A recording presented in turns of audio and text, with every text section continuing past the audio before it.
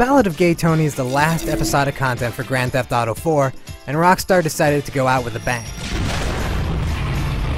The result is some of the most over-the-top missions and characters you've seen in GTA 4. You play as Luis Lopez, manager of the largest straight dance club in Liberty City. Gay Tony owns both this club and the largest gay club, Hercules. Some financial shit goes down, and you're off to find stolen diamonds to help Tony. Yep, these are the same stolen diamonds that came up in both GTA 4 and Lost in the Damned. Gay Tony's story runs in parallel with these two, and it's good to finally know what happens to those diamonds in the end. We're just having a little creative meeting and things went a bit crazy and I somehow lost my pants. The feel of this episode is different from Lost in the Damned or GTA 4. Whereas before, you played as a guy who was struggling on his way up from the lower dregs of society, Luis is already part of the upper echelon. Most of this episode takes place in the glitzier side of Algonquin, otherwise known as Manhattan, and you get a friggin' golden helicopter at one point. Golden helicopter. Well, this is a welcome change. Luis's story isn't particularly great. All the surrounding characters are very crazy and funny, but Luis is just kind of a guy killing people. One of the best new additions is how missions are handled. Every time you beat a mission, you're given a score, and then once you've beaten the game, you can actually use your phone to select any mission that you played before and replay it again to try to get a better score. This adds a bunch of replay to the mix, and you're probably going to want to replay these missions because they're a lot of fun.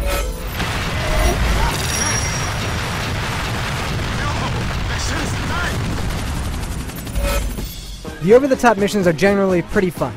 There's everything from helicopter dogfights, to shooting down helicopters on moving trains, to blowing up crooked cops. That one doesn't involve helicopters at all. You have really powerful new weapons, like the sticky bomb and the shotgun with explosive rounds. Big explosions seem to be a general theme in the Ballad of Gay Tony. Unfortunately, there are a few really bad missions, and I have to say, some of those bad missions are some of the worst that are in the entire GTA 4 series. Now, one of the good things is that Rockstar did finally add a tank. Unfortunately, this isn't an M1 Abrams with a giant turret blowing up buildings. This is actually a small little APC with a little turret that can easily blow up cars, but doesn't pack a big punch. It's just not the kind of big, imposing tank that people might have been hoping for. Now, there's a lot of new stuff to do in Liberty City outside of those missions. There are two kinds of base jumping missions. One where you parachute off a building and try to land in a moving truck, and the other where you parachute out of a helicopter, fly through some rings, and land on a stationary target. Now, along with base jumping, you do manage a club, and in fact there are several new clubs in the game. I'm not talking about strip clubs, these are actually dance clubs. You've got a dancing minigame with a choreographed dance.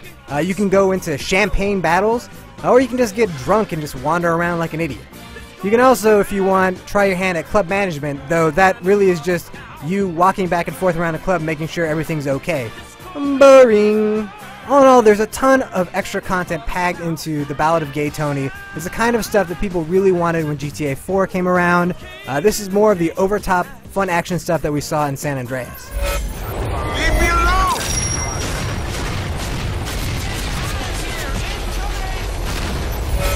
The Ballad of Gay Tony is a fun send-off to GTA 4. The writing is still sharp, even if the story is only so-so. There are a few bad apples among the great missions, but when you get down to it, this is just more GTA 4, and that's always a good thing, right? For the full written review, head on over to IGN.com.